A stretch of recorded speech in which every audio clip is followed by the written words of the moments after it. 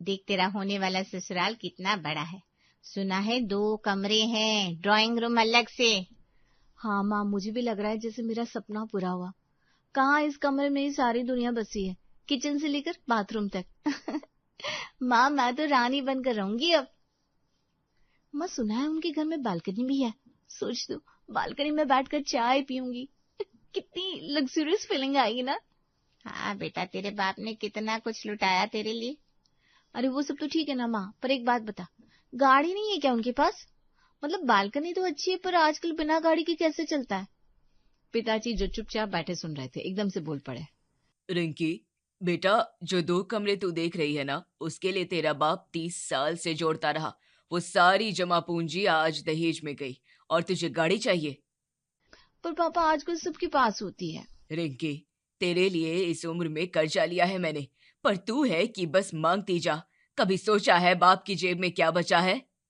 रिंकी चुप हो गई, पर आंखों में अभी भी वो गाड़ी घूम रही थी। माँ, वो करीना कपूर वाला लहंगा देखा तो ना इंस्टाग्राम पर, वैसा ही चाहिए मुझे, बिल्कुल वैसा। अरे बेटा, वो तो बहुत महंगा होगा। तो क्या हुआ माँ, शादी एक बार होती है, सहेलियां देखेंगी तो क्या सोचेंगी, और फोटो भी तो जिंदगी भर रहेगी। कितने का है बेटा? माँ, बस 50,000 का है। इतना भी नहीं करोगी क्या अपनी बेटी के लिए? माँ चुप हो गई। रात को जब सब सो गए, माँ ने अपनी पुरानी साड़ी में लिपटे वो कानों के टॉप्स निकाले जो उसकी सास ने दिए थे, जो उसने कभी बेचने के बारे में नहीं सोचा था। अगले दिन सुनार की दुकान से माँ लौटी, चुपचाप रिंकी के हाथ में पैसे रख दिए। ले बेटा, तेरा लहंगा आ जाएगा इसमें। सच में माँ तो सबसे अच्छी है, कहाँ से लाई? कहीं से नहीं, बस जुगाड़ हो गया। रिंकी दौड़कर बाजार निकल गई, खुशी से फूली नहीं समा रही थी। पिताजी रसोई में माँ के पास आए और धीरे से बोले, सुनो, ये ठीक नहीं किया तुमने। कानों के टॉप्स बेचती है, उसकी हर जिद पूरी करते रहे। कल को ससुराल में रहेगी, वहां हर चीज मिलेगी थोड़े ही। तो क्या हुआ, बेटी है मेरी। शादी के दिन खुश नहीं रखूंगी तो कब रखूंगी? अरे बात खुशी की नहीं है, बात यह है कि उसे आदत पड़ रही है, जो मांगो मिल जाता है। पति कल को इतना दे पाएगा या नहीं, ये सोचा है कभी? देखो जी, तुम मर्द हो, तुम्हें क्या पता बेटी का दिल कैसा होता है। और रिंकी कोई गलत तो नहीं मांग रही थी। लहंगा मांगा, गहने मांगे, ये सब तो शादी में होता ही है। बात लहंगे की नहीं है, बात सोच की है। आज हम दे रहे हैं ठीक है, पर ससुराल में पति उतना कमाता नहीं जितना रिंकी सोचती है। वहां एडजस्ट करना पड़ेगा, और ये एडजस्टमेंट उसे नहीं आती। अरे रिंकी बहुत समझदार है, तुम उसे कम समझते हो। ससुराल में देखना कैसे सब संभाल लेगी। मेरी बेटी किसी से कम नहीं है। समझदारी और जिद में फर्क होता है। बस करो, अब हर बात में रिंकी को बुरा दिखाते हो। वो मेरी बेटी है, मैं उसे जानती हूँ। बचपन से कभी झूठ नहीं बोला, कभी किसी का दिल नहीं दुखाया। और तुम हो कि बस। पिताजी ने एक लंबी सांस ली। ठीक है, मैं क्या बोलूं, जो होगा देखा जाएगा। माँ ने मुंह फेर लिया और चाय बनाने लगी। मन में एक ही बात थी, मेरी रिंकी सब कर लेगी, सब ठीक हो जाएगा। मंडप सजा हुआ था, फूलों की खुशबू चारों तरफ थी। पंडित जी मंत्र पढ़ रहे थे। रिंकी और विकास आमने सामने बैठे थे। तभी रिंकी ने धीरे से विकास की तरफ झुककर पूछा, सुनो, हनीमून में कहाँ जाएंगे हम? मनाली तो नहीं ना, मुझे गोवा चाहिए या फिर थाईलैंड। विकास थोड़ा हड़बड़ाया। अभी बाद में बात करते हैं। नहीं, अभी बताओ, प्लान होना चाहिए ना पहले से। पास खड़े विकास की बुआ ने कोहनी मारी अपनी बहन को। दोनों ने एक दूसरे को देखा। ओ हाँ, वो तुम्हारा फोन कौन सा है? आईफोन है ना? मेरा पुराना हो गया है, सोच रही थी शादी के बाद नया ले लेंगे। विकास के चेहरे पर हल्की सी बेचैनी आई। हाँ देखेंगे। देखेंगे मतलब हाँ या ना? और कार कौन सी है तुम्हारे पास? मेरी सहेली के पति ने क्रेटा लिया, कम से कम वो तो होनी ही चाहिए। अब मंडप में बैठे लोग सरसराने लगे। कोई खांस रहा था, कोई नजरें चुरा रहा था। विकास के मामा धीरे से बोले पीछे खड़े आदमी से, भैया क्या हो रहा है? फेरे हो रहे हैं या इंटरव्यू? पंडित जी ने खांसते हुए कहा, बेटा ध्यान इधर करो, मंत्र चल रहा है। रिंकी ने हाथ हिलाते हुए कहा, हाँ हाँ पंडित जी, होता रहेगा। विकास पहले बताओ ना। विकास की बहन ने मुंह दबाया, आंखें भर आई उसकी। भाई की तरफ देखा। विकास बस मुस्कुराने का नाटक कर रहा था। रिंकी की माँ दूर खड़ी थी। उसे कुछ समझ में नहीं आया कि माहौल अचानक भारी क्यों हो गया। पर सास समझ गई थी, सब समझ गई थी। आज जो बीज मंडप में पड़ा था उसकी फसल उन्हें काटनी थी, रोज, हर रोज। पंडित जी ने हाथ उठाया, गला साफ किया और बोलना शुरू किया। बेटा, अब मैं तुम दोनों को 7 फेरों का मतलब समझाऊंगा। हर फेरे के साथ एक वचन है, एक जिम्मेदारी है। रिंकी ने सिर हिलाया। बेटी, पत्नी का सबसे बड़ा धर्म होता है कि पति जो कमा कर लाए, जितना घर में आए, उसी में घर को स्वर्ग बना दे। संतोष रखना, अपेक्षाएं कम रखना, यही गृहस्थी की नींव है। रिंकी ने भौहें चढ़ाई। मतलब पति कम कमाए और पत्नी बस चुप रहे? नहीं बेटा, मतलब है कि नहीं पंडित जी, ये बात मुझे नहीं जमती। आजकल का जमाना है, लड़कियां पढ़ी लिखी हैं, हम क्यों एडजस्ट करें भाई? अगर पति अच्छा नहीं कमाता तो हमें बोलने का हक है। मंडप में सन्नाटा छा गया। बेटा, मेरा मतलब था। पंडित जी सीधे बात करिए। आप मुझसे कह रहे हैं कि छोटे घर में रहो, पुराना फोन चलाओ, घूमने मत जाओ, बस पति की तनख्वाह में खुश रहो, ये तो गलत है ना? पंडित जी का मुंह खुला रह गया। विकास के पिता ने जेब से रुमाल निकाला और माथा पोंछने लगे। विकास की बुआ ने धीरे से कहा, राम राम राम, ये क्या हो रहा है मंडप में? तभी सास उठ गई। सास ने विकास के पिता को एक तरफ खींचा, दांत भींचकर बोली, सुनो, मुझे नहीं करनी ये शादी, बस नहीं करनी, अभी यहीं रोको सब। अरे शांत हो, लोग देख रहे हैं। देखे, मुझे परवाह नहीं है। मंडप में लड़की पंडित से बहस कर रही है, पति से सवाल कर रही है, और तुम कह रहे हो कि शांत हो। यह घर में आएगी तो रोज का तमाशा होगा, नहीं चाहिए मुझे ऐसी बहू। तभी रंगी के पिता भांप गए। वो चुपचाप सास के पास आए और हाथ जोड़ लिए। बहन जी, पैर पड़ता हूँ आपके, माफ करिए मेरी बच्ची को। थोड़ी जिद्दी है पर दिल की बुरी नहीं है। आपके घर जाएगी तो सब ठीक हो जाएगा। आप बड़ी हैं, संभाल लेंगी उसे। भाई साहब, आज मंडप में जो हुआ वो मैंने अपनी जिंदगी में नहीं देखा। जानता हूँ, मेरा माथा शर्म से झुका है, पर अब इतने मेहमान हैं, इतनी तैयारी है, बेटी की जिंदगी बर्बाद मत करिए। एक बार मौका दीजिए, हाथ जोड़कर मांग रहा हूँ। सास की आंखें भर आई। पास खड़ी विकास की बहन ने माँ का हाथ थामा, धीरे से बोली, माँ जाने दो ना। सास ने लंबी सांस ली, आसमान की तरफ देखा, फिर रिंकी के पिता से कहा, ठीक है भाई साहब, आपकी इज्जत रख रही हूँ मैं, पर एक बात याद रखिए, आज जो बीज बोया है आपने लाड़ में, उसका फल मेरे घर को मिलेगा। पिताजी की आंखें नम हो गई, कुछ नहीं बोले। पंडित जी ने धीरे से कहा, फेरे शुरू करें। शादी के बाद पहले 10-15 दिन रिंकी ने सास की चाय बनाई, घर संभाला, सब खुश थे। पर फिर एक दिन अचानक बोली, माँ की याद आ रही है, मायके जाना है। अभी तो आएगा बेटा, थोड़ा और रुक जाओ। हाँ, नहीं, मुझसे नहीं रहा जाता, बस 2 दिन। 2 दिन के 2 हफ्ते हो गए। मायके में माँ के हाथ का खाना, आराम, मोबाइल और मस्ती। जब वापस आने का वक्त आया तो रिंकी ने माँ के सामने फेहरिस्त रख दी। माँ, ससुराल खाली आ जाऊंगी तो ससुराल वाले क्या सोचेंगे?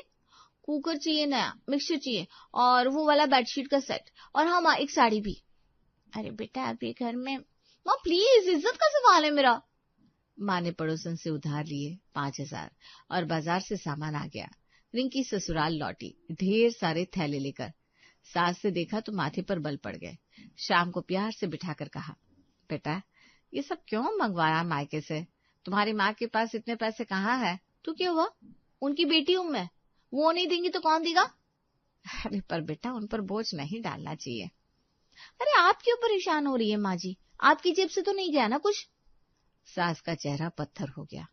रिंकी उठी और अपने कमरे में चली गई। रविवार का दिन था। रिंकी अपनी सहेली पिंकी के घर गई थी। पिंकी का घर देखकर रिंकी की आंखें चमक गई। ड्राइंग रूम में नया सोफा, किचन में मॉड्यूलर फिटिंग और नीचे खड़ी चमचमाती सफेद वैगनआर। अरे रिंकी आ, बैठ, चाय पीता है। पिंकी, ये कार किसकी है नीचे? अरे मेरे पति ने ली पिछले महीने, सेकंड हैंड है, पर है तो कार, बड़ा मजा आता है। रिंकी के मन में कुछ खदबदाने लगा। चाय पी, बातें की, पर दिमाग में बस वो सफेद कार घूमती रही। शाम को जब विकास ऑफिस से थका हारा घर आया, खाना खाने बैठा, रिंकी सामने आकर बैठ गई। चेहरे पर वो वाला भाव जो विकास पहचानने लगा था। क्या हुआ? पिंकी के पास कार है। तो मतलब उसका पति ले सकता है तो तुम क्यों नहीं? रिंकी, अभी नहीं हो सकता। EMI पहले से ही चल रही है, थोड़ा वक्त लगेगा। कितना वक्त? 2 साल, 5 साल, 10 साल? अरे ऐसे नहीं होता है, घर के खर्चे हैं, माँ की दवाई है। रिंकी उठ गई। ठीक है, जब तक कार नहीं आती मैं खाना नहीं खाऊंगी, बस। रिंकी पागल हो गई हो क्या? रिंकी कमरे में चली गई, दरवाजा बंद कर लिया। रात को विकास ने दरवाजा खटखटाया। रिंकी खाना खा लो, देखो बात करते हैं। अंदर से कोई जवाब नहीं। सास रसोई में खड़ी सब सुन रही थी। मन में आया कि जाकर कुछ कहे, पर चुप रही। जानती थी फायदा नहीं। अगले दिन भी यही हुआ। रिंकी ने ब्रेकफास्ट नहीं किया, दोपहर को भी नहीं खाया, बस कमरे में पड़ी रही।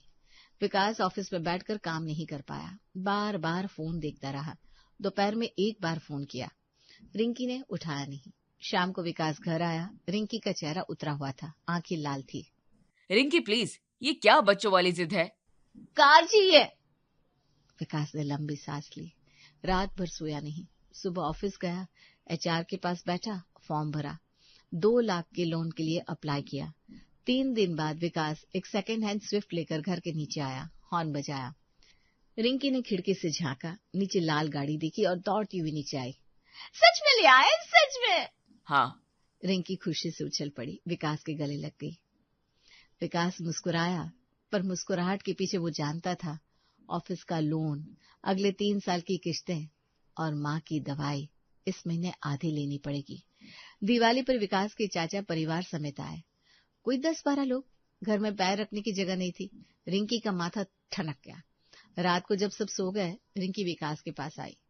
देखो ना, आज कितनी शर्मिंदगी हुई मुझे, घर में जगह ही नहीं है, कुछ करो ना। रिंकी, घर लेना आसान नहीं है, पहले से लोन है। तो ये घर बेच दो, इसके पैसों में थोड़ा लोन भी उठा लेना और बड़ा फ्लैट ले लो। विकास चुप रहा। अगले दिन सास के सामने बात आई। सास का चेहरा सफेद पड़ गया। यह घर नहीं बिकेगा, कभी नहीं। क्यों नहीं बिकेगा? पुराना घर है, छोटा है, इसमें क्या रखा है? बेटा, इस घर की हर दीवार में तुम्हारे ससुर की मेहनत है। उन्होंने एक एक ईंट रखी थी, आखिरी सांस तक इसी घर में रहे वो। माँ जी, भावनाओं से घर नहीं चलता, प्रैक्टिकल सोचिए। नहीं बिकेगा ये घर। रिंकी सीधी खड़ी हो गई। ठीक है, फिर मैं भी कभी नहीं रहूंगी इस घर में। तलाक लेना पड़ा तो ले लूंगी, पर मैं इस खोली में नहीं रहने वाली। रिंकी, बोल दिया मैंने, अब तुम जानो और तुम्हारी माँ जाने। सास कमरे में चली गई, दरवाजा बंद कर लिया। 2 दिन घर में बर्फ जैसा सन्नाटा रहा। रिंकी अपनी बात पर अड़ी रही, विकास बीच में पीसता रहा। आखिरकार विकास टूट गया। प्रॉपर्टी डीलर को बुला लिया, कागज तैयार होने लगे। जिस दिन साइन होने थे, सास सुबह से चुप थी। विकास ने देखा कि वो बैठक में पुरानी तस्वीर हाथ में लिए बैठी है, ससुर की तस्वीर। तभी सास की आंखों से आंसू टपक पड़े। तेरे पिता जब जा रहे थे, आखिरी वक्त में मेरा हाथ पकड़ कर बोले थे, इस घर को संभालना, इसमें मेरी आत्मा बसती है। मैंने वादा किया था उनसे। आज उनकी तस्वीर के सामने बैठकर सोच रही हूँ क्या जवाब दूंगी उन्हें। विकास की आंखें भर आई। बेटा, तू खुश है, मुझे मंजूर है सब, पर एक बार सोच, जो घर बेच रहा है ना, उसमें तेरे पिता की आखिरी सांस है, तेरा बचपन है। अरे वो कोना देख जहाँ तू होमवर्क करता था, वो रसोई देख जहाँ तेरे पिता रोज चाय पीते थे। विकास की आवाज रुंध गई। वो उठा, डीलर को फोन किया। भाई साहब, आज साइन नहीं होंगे, घर नहीं बेचना हमें। फोन रखा, सास के पास आया और उनका हाथ थाम लिया। फिर पलटकर रिंकी को देखा। पहली बार उसकी आंखों में वो प्यार नहीं था, कुछ और था।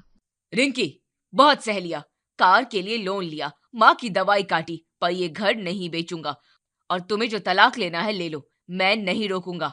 रिंकी ने वो रात विकास के कमरे में ही गुजारी, पर सुबह होते होते उसने बैग उठाया और बिना कुछ कहे दरवाजा खोल दिया। सास रसोई में थी, आहट सुनी, समझ गई, कुछ नहीं बोली। रिंकी ऑटो लेकर मायके पहुंची। गली में घुसी तो कुछ अजीब लगा। दरवाजे का रंग बदला हुआ था, बाहर अनजान चप्पलें थी। उसने दरवाजा खटखटाया। एक अधेड़ आदमी ने दरवाजा खोला, चेहरा अनजाना था। जी, ये यहाँ। कौन चाहिए आपको? यहाँ मेरे माँ बाप रहते थे। आदमी ने माथे पर बल डाला और फिर कहा, ओह, वो जो पहले वाले थे?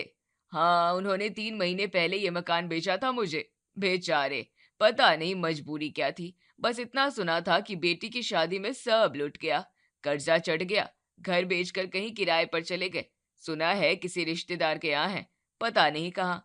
भगवान जाने कैसे रह रहे होंगे बेचारे, अपना घर छोड़कर इस उम्र में। आदमी ने दरवाजा बंद कर लिया। रिंकी वहीं खड़ी रह गई। पैर नहीं उठ रहे थे, दिमाग सुन्न हो गया था। वो दरवाजा जिस पर बचपन में चौक से नाम लिखा था, वो आंगन जहां माँ रोज तुलसी में पानी देती थी, वो सब किसी और का हो गया था। और क्यों? उसके लहंगे के लिए, उसके गहनों के लिए, उसकी जिद्दों के लिए। रिंकी की टांगे कांपने लगी। वो वहीं दीवार के सहारे बैठ गई और फूट फूट कर रो पड़ी। राहगीर देखते रहे, कोई रुका नहीं। बहुत देर बाद उसने फोन निकाला, माँ का नंबर मिलाया। माँ ने उठाया, आवाज थकी हुई थी। माँ कहाँ हो तुम? बेटा मामा की यहाँ है, तू कैसी है? माँ तुमने घर भेज दिया, मुझे बताया क्यों नहीं? अरे तू खुश थी तो हम भी खुश थे बेटा, बस। रिंकी का गला रूंध गया। माफ कर दो मुझे। अरे पगली, माँ कहीं माफ करती है बेटी को? तो ठीक रहे, बस यही तो चाहिए हमें। फोन कटा। रिंकी देर तक रोती रही। फिर उसने एक और नंबर मिलाया। विकास ने उठाया। विकास मुझे लेने आओगे? विकास कुछ नहीं बोला, बस इतना कहा, आता हूँ। आधे घंटे में विकास उसी सेकेंड हैंड स्विफ्ट में आया जो उसने लोन लेकर खरीदी थी। रिंकी को देखा, कुछ नहीं बोला, बस दरवाजा खोल दिया। घर पहुंचे, रिंकी सीधे सास के पास गई, पैर पकड़ लिए। माँ जी माफ कर दो, मैंने बहुत गलत किया, आपसे, विकास से, अपने माँ बाप से, सबसे। सास ने हाथ पकड़कर उठाया। आंखें भरी थी पर चेहरे पर गुस्सा नहीं था। अरे बेटा, घर की बहू हो तुम, माफी मत मांगो, बस घर को घर रहने दो। रिंकी ने विकास की तरफ देखा। विकास, मेरे माँ बाप को हमारे पास बुला लो ना, उनका घर मैंने छुड़वाया, अब उनकी जिम्मेदारी मेरी है। विकास की आंखें भर आई, उसने सिर हिलाया। अगले हफ्ते रिंकी के माँ बाप उसी छोटे से घर में आ गए जिसे रिंकी कभी खोली कहती थी, पर अब उसे खोली नहीं लगती थी। उस घर में माँ की खांसी थी, पिता की थकान थी, सास की दुआएं थी और विकास का भरोसा था। रिंकी रसोई में खड़ी चाय बना रही थी, बालकनी में नहीं, रसोई में, और पहली बार उसे वही अच्छा लग रहा था।